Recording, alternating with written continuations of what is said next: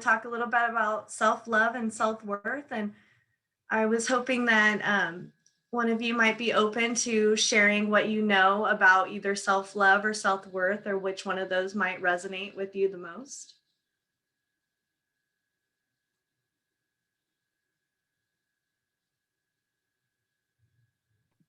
Well, I'll jump in real quick. To me, self-worth would be feeling that you're valuable. You're a valuable human being and you're unique, and there's no one like you in this whole world but yourself. And you're created to serve a purpose. And we all are on that life journey force, and everyone is different and unique. And that's what makes it beautiful. And unfortunately, there's some people that don't feel that self-worth and self-love, and they may not know how to get to that point. So that's just something that came to my mind. You worded that so lovely. It just sounds as though for you, self-worth is just understanding that each one of us we're our own person, and there's just nobody like us. And the way that we measure our value and our the way that we go through life is just based on our own perspectives, and it can't be told by somebody else or recreated by someone else. Lee, did you have more to add on to that? Well, I was just going to say, on the self-love thing, the Bible says to love others as you love yourself. So if you don't love yourself, you can't love others, because if you have the opposite of that, anger and all that stuff, it makes it very difficult to give to others. And that's what came to my mind. Beautiful. I love the spiritual representation of that self-love that you had brought into the conversation here. Thank you. Um, Janice, how are you feeling today? I'm feeling good. I'm very grateful to be here, and I was looking very forward to your topic today in the discussion. So as far as self-love, I think sometimes it's easy for us to love others, but we don't oftentimes extend that same love to ourselves. I think we tend to talk a little bit more negative to ourselves and don't give ourselves credit for what we've accomplished or for even trying. So I think, we need to love ourselves a little bit more. So I'm hearing that we just really need to just provide that positivity to that inner voice that we have inside our own heads. Exactly. So I'm curious of what ways we could incorporate more positivity into that little voice to promote that higher sense of self-love. Does anyone have any ideas or ways that they already do it that they would like to share with the group? Well, I'm kind of working on that now.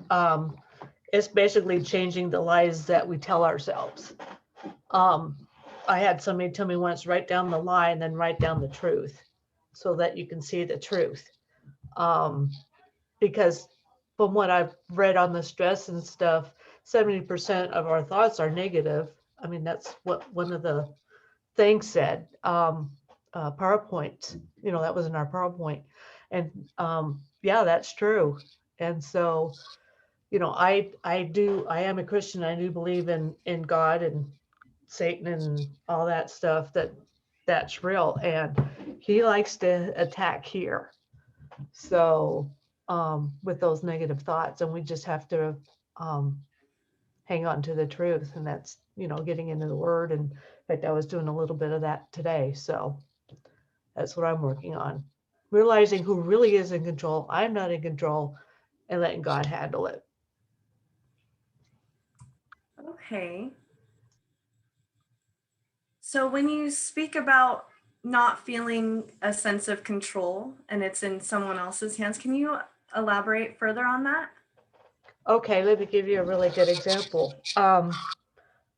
Uh, we celebrated my son's birthday and my daughter-in-law's birthday, and we all went out, And I'm holding my brand new, less than 1 month old granddaughter, and I'm almost in tears because you see all the hate and all the negativity and everything that's going on in the world.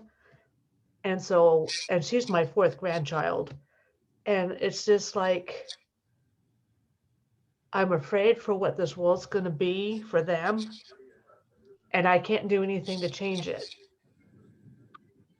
So I get angry or depressed, which is anger turned inward, and because I can't fix it for them. Um, so I have to turn around and say, okay, God's in control. He knows what's going on, and he'll watch over them. It's stuff like that, because with this COVID and lack of social that I'm used to, it just put me into that. So working with the counselor on changing some of that. And that one of them is don't believe the lies that we tell ourselves. Okay, so is what I'm hearing that one of those lies might be is that you're that you're not in control of any of your surroundings? Because what are some ways that you could put yourself in control of those of some of the certain aspects of your life of which you could put into control?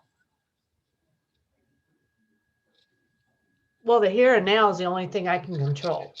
Okay. And I can control what I do or don't do. Like I can pour all the love into my grandchildren and help my kids raise their grandchildren, with positivity and teach them about God and do things with them and just fill them with love, that kind of thing, and support my adult children in helping them raise their children. So that's the only thing I have control over is now and today. I can't do anything about yesterday because it's gone. And tomorrow is not promised to us, but I only have today, which is a present, which is a gift. That was beautiful. See, I can see that you just have so much love for your family, and those positive aspects in your life just bring so much joy to your face as you speak about them. What? Well, Oh, sorry, go ahead. I was just going to say a lot of that has to do with spending 14 years without my family, total family, to where the first Thanksgiving that I had all the kids, both oldest sons and their significant others, and trying to remember, I don't think there were any grandkids yet. It was the first Thanksgiving in 14 years that I had with them, because my oldest one was in the military. So I don't take my family for granted for that reason. So it sounds as though you're just taking a positive advantage of all of these wonderful things in your surrounding through each and every day as it comes, taking that time in that moment. Wonderful. Thank you, Lee. Thank you for sharing. Sarah, I would love to hear from you. How are you feeling today?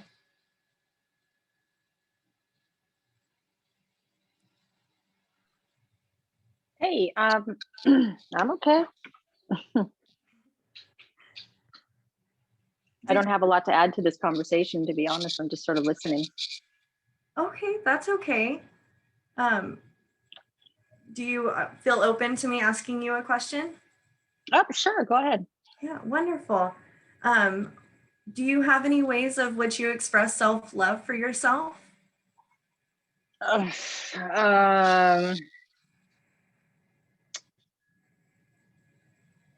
one of those people, when you put me on the spot, everything goes. Fitness is my passion. So I mean, I take the time for myself every day to make some kind of effort to exercise and sort of blow off some steam, that kind of thing. Wonderful. So it sounds like exercise is your way of relieving stress and just your sort of self-care that you take time for. Right. Right. Perfect. Well, thank you for sharing it. And I know like being thrown on the spot can be a little bit overwhelming. So if you feel at all like you want to just step in and go ahead and unmute your mic and I'll let you take the floor. Okay. Okay, thanks. Thank you. Karen, I would love to hear if you have anything to share on love or self-worth. I love this conversation. Let's see. I get a lot of self-worth from something very similar that Lee, interacting with families and loved ones. I get self-worth from being there. I love matching and connecting my meaning and purpose to what gives me value, and what keeps me in flow. So obviously my education and my purpose in life has been to help people and assist them. So when I think about where does my meaning is derived from, it always connects to my worth and where do I feel that I add value, and it's always connected to my love of learning, my maintaining my authentic self, not being afraid of expressing my opinions. I'm not very politically correct, and I find a lot of worth in that because I'm not covering. But I always also come from a place of love, so I can be very empathetic as well. So I think that's what gives me worth, and feeling that I add value to someone's life and that I add meaning to their life gives me worth.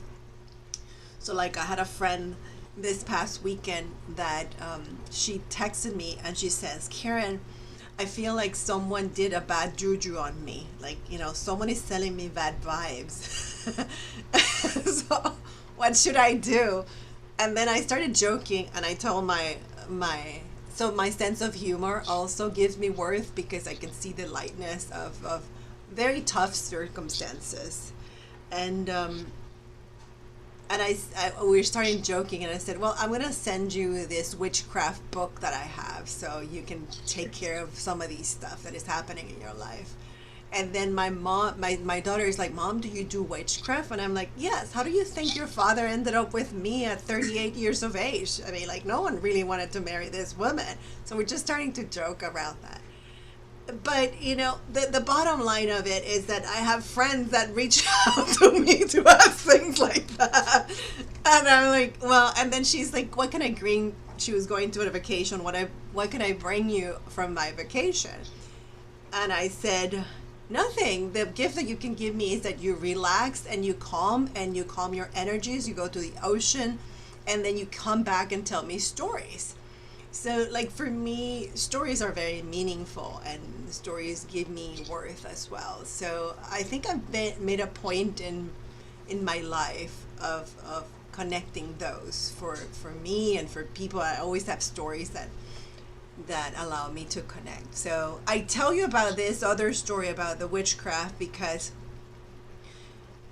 I feel that that's what gives me meaning.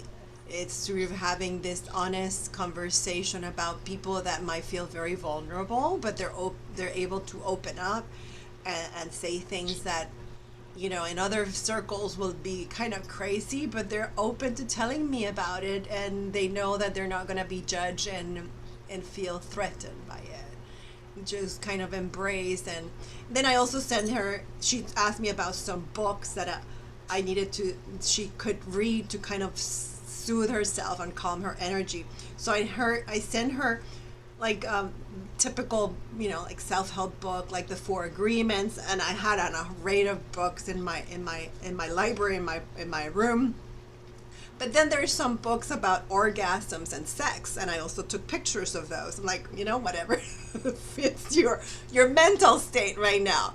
And it was just kind of interesting. I think that between the sense of humor and the openness of people. I go to places and people just open up and they start talking to me and they feel comfortable. So that gives me a sense of purpose and meanings and worth. Yeah. I think that was a long-winded. No, that was so wonderful for you to share with us. I absolutely love your story of the witchcraft and everything because it really just shows how open-minded you are. And it's just wonderful to hear about your sense of self-worth because it really is just a product of all of us creating these wonderful things that we have gotten good at, you know, things like being a wonderful friend, being humorous, being open-minded and just fun or whatever it is, being a mother, you know, a fur mother, you know, if you love fur babies. And just all of these things that just bring out our self-worth and that which makes us to be full individuals that can't be created by others. So thank you so much, Karen, for sharing that story. It was beautiful. Okay. Does anyone else want to add on to that discussion of self-worth? Any fun stories?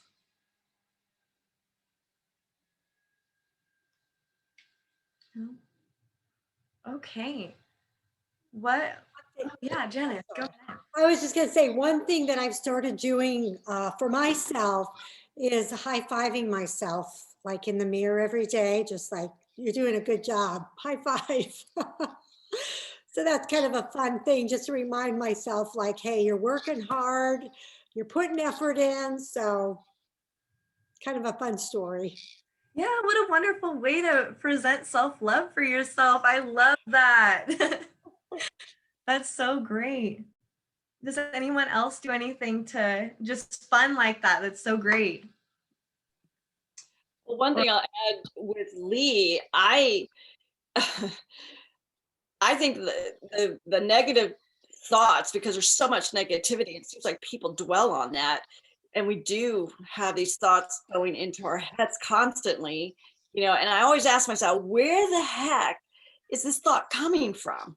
I don't even want, you know, and I mean, think about it. Well, why would I pull in a negative thought? Because I am not that kind of person. I am optimistic. I'm positive. And when bad things happen, like there was a death in my family this past on day before St. Patrick's Day, and you dwell on it. But there's so much I could share, and it could take a long time, and I don't want to go there. But I always thought, why is this bad thought coming into my head? You know, I'm also a faith believer in Christ, and I think, you know what, just say a prayer and fight through this, because I'm not going to be a part of this. I don't want to be a part of this anymore. I do know that there's life beyond what we are living, but I want to live fully now, and I want to reach out to so many people out there that are hurting, and embrace and accept all people of all backgrounds and beliefs, because they're all working on their journey, and they'll discover what is in front of them. What hurts me the most are those who are lost. In fact, when we got in the conversation this morning with Karen, we were talking about people who are contemplating suicide, and we'll get into that later. But it breaks my heart that they don't realize they're valuable human beings, and they have been told negatively maybe all their life through school, made fun of, teased, bullied. It just goes on and on and on. And I think people need to understand that.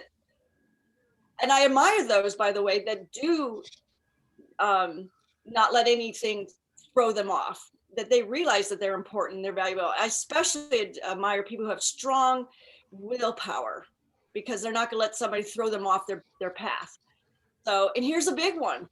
What's wrong with women today? And I'm going to say women, since these are all women, and men who when they reach after 30s and they never finish their college degree, and they say, I can't go back because I'm too old. To me, that is so self-defeating. And I want to fight through those barriers, because those women have a brain, and they need to use it. And they are a lot wiser now, and they're ready to go back. I'm one of them. And I was so worried about it. Maybe I should go back to college and finish. And I'm so glad that I fought through that.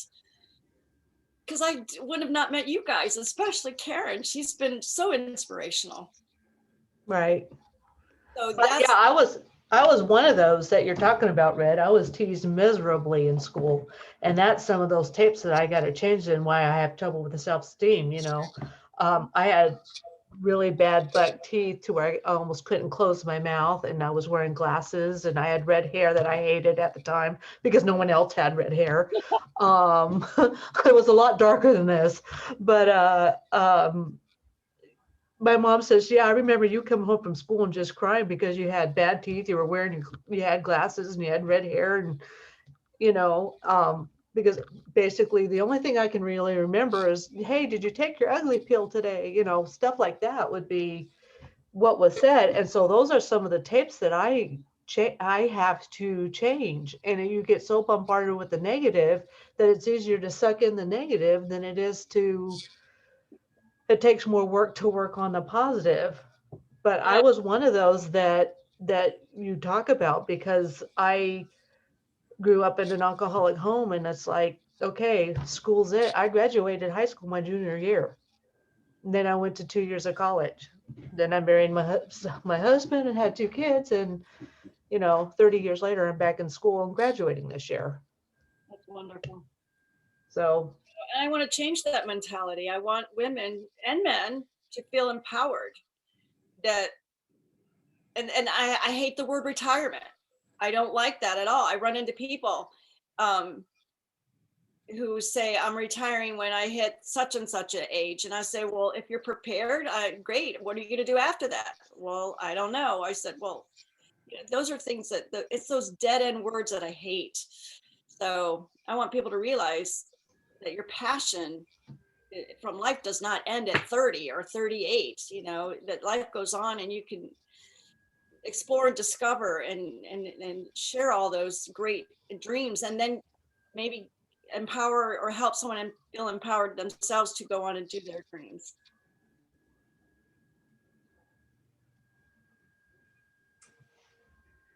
Well, first, Red, I just wanted to acknowledge your loss and just tell you that I'm so sorry that you're going through that, but you're so strong, and your outlook on life is just so wonderful, and it makes it, you can just see the bravery in you and how you just want to spread so much positivity in the world, and it's just so wonderful to see. So just thank you so much for feeling brave to tell us that and share that with us. And Lee, I'm sorry to hear about the bullying in school. It's just a terrible thing to hear when that happens. My brother himself also had a lot of issues with bullying in school, and I've seen it a lot, and it's just terrible. And that sense of empowerment that Red is talking about, and that spreading of positivity, is just going to be a chain reaction, and hopefully one day we'll be able to overcome what you had to go through for future generations, and it will cease, and that positivity will just grow and just flourish. So thank you for sharing that with us and reminding us to pay attention to those things and when they occur, and just step up and support the positivity in the situation. Well, thank you, ladies.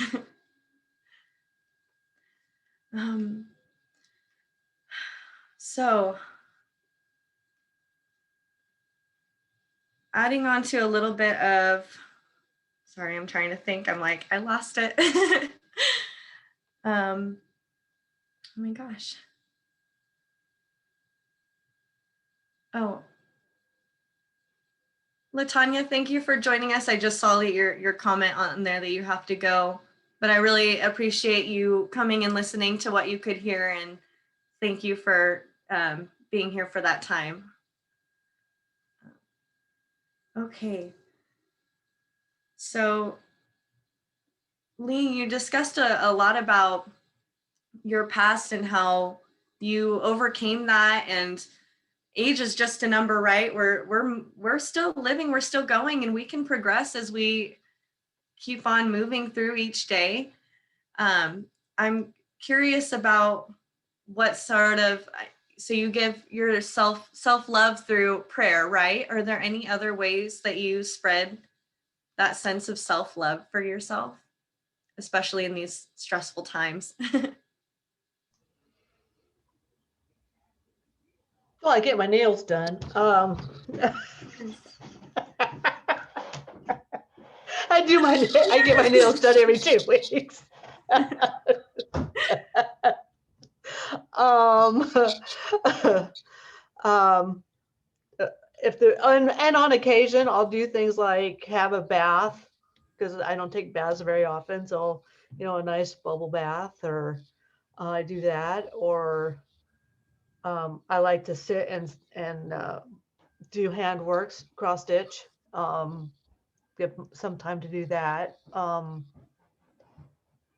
Uh, Other than that, I don't think so. Just, love my grandkids and try to stay positive. I'm hearing a lot of self-care with hands, doing the stitching and everything. That I always wanted to get into that. Janice, do you do any kind of crafting or anything like that? I love the high-fiving. I want to hear more about the wonderful self-love things that you do for yourself. You know what? I used to do a lot of scrapbooking, but when I went back to school, I just didn't have the time to do that. So I enjoy cooking. One of the things I've decided that I need to do is to get better at cooking and to cook healthier meals and more meals at home. But I enjoy being in the kitchen and having friends and family come over and serving them meals and good food. And so that's what I'm doing right now.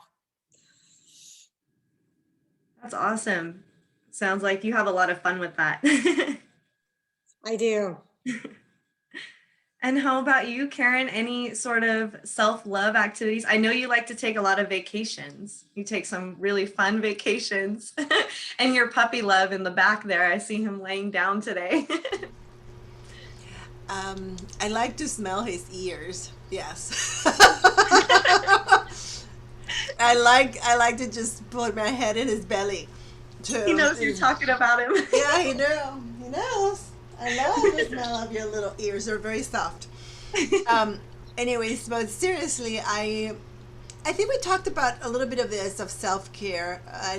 When Janice had her Grow series, I like to do aromatherapy. I like to use oils to take care of myself. I do like to, yeah, I like to travel. I haven't been traveling much lately, but I love the beach. I love to just put my feet in the sand and go for long strolls in the beach.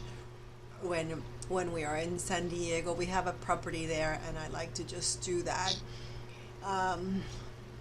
But when I'm at home, I like to snuggle. I like to feel the warmth of someone close to me, and like my daughter is 12. Hope she eventually will grow up and leave the house. But that's something that I grew up doing with my mom. I like to scratch people's back and just make them feel true. So it feels like self-care to me because it's just a way of giving love. And your typical self-care when you go for walks and hikes, and I like to connect with friends. Anytime I go for walks, I like to contact a friend and just go for strolls. So those things feel good for self-care. I know you said that you do your nails, Lee, and I'm trying to think about it. I've started to pluck my chin hairs because as I get old, I get that feels like self-care to me. I never had that issue until I turned 50. Well, a little bit before 50. So, and I tell my husband always, if I ever in the hospital and I lose consciousness, you need to bring the tweezers with you and pluck those hairs, because I will. If I wake up and I have those hairs, I don't know. It's just part of feeling cared, like you're caring for yourself. So I know it may be a little bit vain, but it feels like I'm taking care of little things about me. And those hairs in my shin feel like I'm doing that when I get rid of them. I wax my legs at least every 2 months. So just little things like that. As it relates to the female care, let's see. Just lots of little things. I think that's a great question, Crystal. I almost feel like it looks so different to everyone what self-care is, and a lot of times we just think it should be something like exercise or wellness, but just listening to old music that I used to listen to when I was 13 or 14, that makes me feel young and alive. So that feels like care for me as well. So lots of different things. I don't think that I have one that I just tune to. It's just whatever I feel like at that moment and what kind of comes up for me at that moment. Thank you for sharing that. Those little things in life just make such a big difference for us. And like you said, I heard like beauty is kind of in the eye of the beholder there, with just, I just do it for myself because that's what I like it. And that's how I see it as, and I'm doing it for me. Little fun fact, I always have my toenails done. I always paint my toenails. I wear socks all the time because my feet are freezing, but I like it. I just like my toenails painted. All right. And I know, I'm so sorry. I think we're running low on the time here. So I was hoping maybe Red or Janice, if you wanted to share any last minute little self-love things that you do for yourself, we would love to hear it. Well, I hug my Great Dane every day, and I like smelling him too because he smells so good. And I love to hear his sigh. And I like to listen to his language. I was just telling Karen earlier that I'm reading a book on dog behavior, and it's fascinating because I'm learning things I never even thought about. Why does a dog stand like a statue when you put his jacket on him? Because it gets pretty cold where I'm at, and we want him to stay warm, but he stands there like a statue and refuses to move. And I found out that they feel like they're being dominated, and I had no idea. So we had to push him out the door with his coat on, and then he just forgets about it. But it's those little things, being with you guys today is like self-love and appreciative. Wonderful. I think one of my favorite things is going out for hanging out at a cafe and having a glass of wine, or just meeting a bunch of friends, just talking about everything and anything, and no judgments on no matter what anybody talks about. Those are the things that I miss. And I try to push to do that. I have done a couple of those events where nobody worried about COVID. We just went in with no mask, nothing, and I got no problems. But I understand that there are some people who are a little leery of it, and I can appreciate why they feel that way. That's it. Well, thank you. That understanding of how other people might feel is like a really important quality, and I see that a lot in you. I'm really glad that, oh, sorry, go ahead, Janice. So I was just going to add real quick. I agree with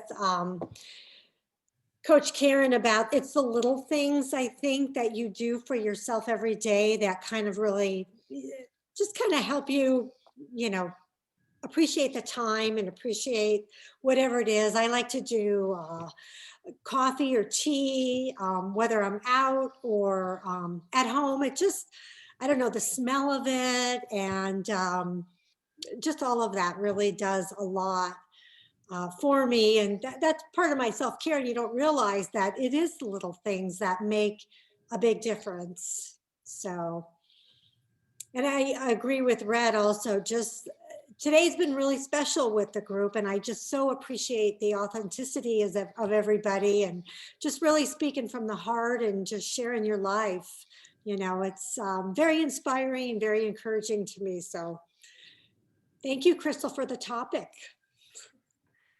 Thank you all for being willing to share all these wonderful stories and feeling safe in this environment. And just as you and Karen were saying, I'm hearing a lot of authenticity and transparency. And I just want to express my appreciation to all of you ladies for coming in today and hearing my topic.